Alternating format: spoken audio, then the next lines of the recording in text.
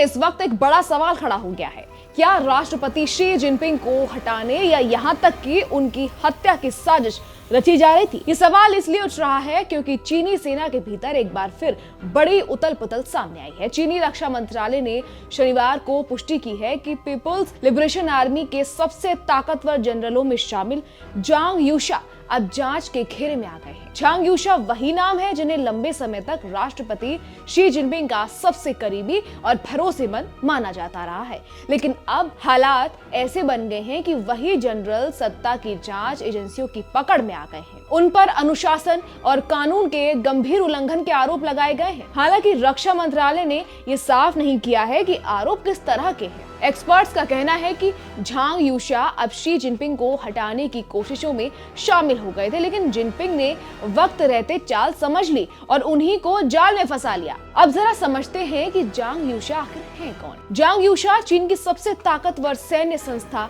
Central military commission यानी CMC के vice chairman हैं। सेना में उनका रुतबा बेहद ऊंचा माना जाता है। वो सीधे राष्ट्रपति शी जिनपिंग के साथ मिलकर सेना की कमान संभालते रहे हैं। जांग की उम्र 75 साल है और वो साल 1968 में सेना में शामिल हुए थे। जमीन पर लड़ने वाली फोर्स से निकलकर यहाँ तक पहुँचने वाले जांग को चीनी सेना का सबसे अनुभवी चेहरा माना जाता रहा है, लेकिन अब वही जनरल सत्ता की जांच मशीनरी की चपेट में आ चुके हैं। चीन में जब किसी पर अनुशासन उल्लंघन का आरोप लगता है तो उसका मतलब सिर्फ नियम तोड़ना नहीं होता। अक्सर इसका मतलब भ्रष्टाचार, सत्ता के गलत इस्तेमाल या पार्टी लाइन से हटने से लगाया जाता है।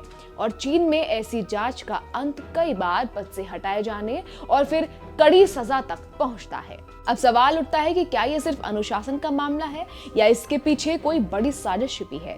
जांग यूशा और सैन्य रणनीति प्रमुख लियू झेनली के खिलाफ अचानक शुरू हुई जांच ने बीजिंग के सत्ता गलियारों में हलचल तेज कर दी है। चर्चा ये है कि क्या शी जिनपिंग ने अपने विरोधियों के खिलाफ कोई बड़ा और निर्णायक कदम उठा लिया है। चीन मामलों की जानकार और मानवाधिकार कार्यकर्ता जेनिफर जेंग ने इस पूरे घटनाक्रम को एक नया एंगल दिया है। जेंग का दावा है कि शी जिनपिंग को हटाने की कोशिश भीतर ही भीतर चल रही थी और जांग यूशा उन लोगों में शामिल थे जो पुराने कम्युनिस्ट नेताओं के साथ मिलकर सत्ता का संतुलन बदलना चाहते थे। जेंग के मुताबिक चीन के पूर्व राष्ट्रपति हु जिनताओ, पूर्व प्रधानमंत्री वेन जियाबाओ और जांग यूशा जैसे बड़े नाम शी जिनपिंग की ताकत को कमजोर करना चाहते थे, लेकिन उनका मकसद पार्टी को खत्म करना नहीं बल्कि उसे बचाए रखना था। वो चाहते थे कि चीन फिर से देंग शियाओपिंग के दौर की तरह जले, जहां सत्ता थोड़ी संतुलित हुआ करती थी। लेकिन जेंग का कहना है कि उन्होंने निर्णायक कदम उठाने में देर कर दी और यही उनकी सबसे बड़ी गलती बन गई। जेंग ये भी कहती हैं कि पिछले हफ्ते शी जिनपिंग के बीमार होने और अस्पताल में भर्ती होने की जो खबरें आई थी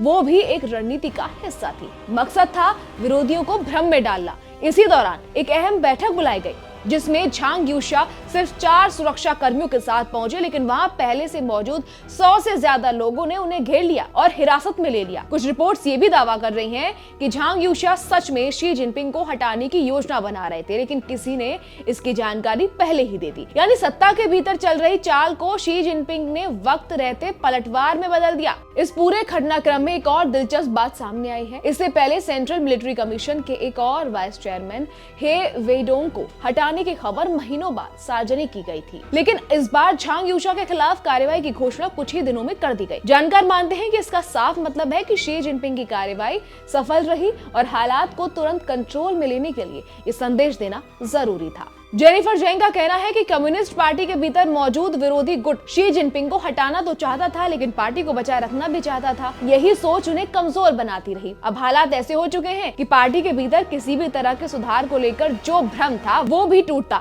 नजर आ रहा है। उनके शब्दों में अब पार्टी के अंदर बैठे लोग समझने लगे हैं कि सिर्फ चेहरे बदलने से कुछ नहीं बदलेगा, या तो पूरा सिस्टम बदलेगा या फिर यही सख्ती, डर और दमन का दौर चलता रहेगा।